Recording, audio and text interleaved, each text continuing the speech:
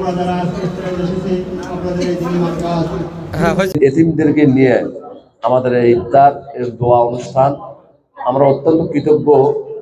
আমরা মনে করি যে আমরা সৌভাগ্যবান যে পবিত্র মাহে রমজানে শত ব্যস্ততার মধ্যেও আমরা এখানে আজকের এই প্রোগ্রামটা হাজির হতে পেরেছি এবং এতিমদেরকে নিয়ে আমরা ইফতার মাহফিলে অংশগ্রহণ করেছি।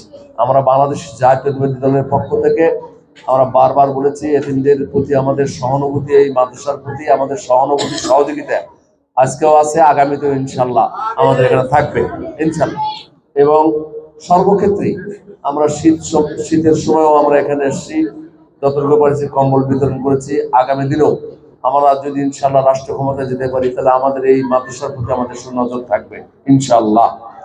আমি বক্তব্য দীর্ঘায়িত করব না, আমি শুধু এইটুকু বলবো যে আজকে এতিম যারা রয়েছেন, বাপ মা হারা যারা সন্তানরা যারা এখানে লেখাপড়া করছেন, তাদের প্রতি নজর রাখার জন্য এতিম আজকে মাদ্রাসার যত শিক্ষক মন্ডলী আছেন, সুপার আছেন, তাদের কাছে আমরা অত্যন্ত খুশি এবং আমরা তাদেরকে আরো যত্নবান হওয়ার জন্য অনুরোধ করবো। আমাদের সহযোগিতা ইনশাল্লাহ থাকবে, আর এখনো আছে, আগামীতে ইনশাল্লাহ থাকবে। সকলকে ধন্যবাদ জানিয়ে আমার দোয়াতে আমাদের দেশ নায়ক তারেক রহমান এবং খালেদা জিয়া এবং জিয়া পরিবারের জন্য আপনার দোয়া করবেন এই আশাবাদ ব্যক্ত করে আমি আমার সংক্ষিপ্ত বক্তব্য শুরু করছি। আসসালামু আলাইকুম ওয়া রাহমাতুল্লাহি ওয়া বারাকাতুহু। আমরা দোয়ালি সন্তর হাত করেছি মাহবুব আল্লাহ মেহেরবানি করে দোয়া করে মায়া করে আমাদের দোয়া মঞ্জুর তুমি কবুল করে নাও। আল্লাহ তাআলা দেখতে দেখতে আমাদের জীবন হায়াত শেষ হয়ে যাচ্ছে মাহবুব, জানি না কোন মুহূর্তে কোন সময় আমাদের জীবন শেষ হয়ে যাবে মাহবুব। আল্লাহ আজকে মাহে রমজান ইফতারে কোন মুহূর্তে মাহবুব ইফতারে আমাদের সামনে উপস্থিত মাহবুব আল্লাহ খাইলে কেউ হয় বাধা দেবে না। আল্লাহ তোমার জামানদের উদ্দেশ্যে, তোমার খুশি করার উদ্দেশ্যে আল্লাহ খালের সামনে নিয়ে মাহবুব তোমাদের হাত উঁচু করেছে মাহবুব। আল্লাহ তোমার হাইয়ের ঘোষণা ইফতারে কোন মুহূর্তে দোয়া কবুল হয় মাহবুব।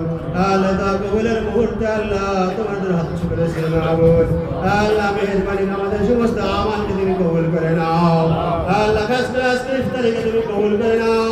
আল্লাহ যে উদ্দেশ্যে জাপান ফলে ইফতার আয়োজন, আল্লাহ তুমি আলিমুল গায়ব, আমাদের অন্তরের খবর সবচেয়ে তুমি বেশি জানো মাহবুব। আল্লাহ মেহেরবানি করে আমাদের দোয়া মঞ্জুর তুমি কবুল করে নাও। আল্লাহ আজকে যারা ইফতারে শরীক হয়েছে আল্লাহ সকলকে তুমি মাফ করে দাও।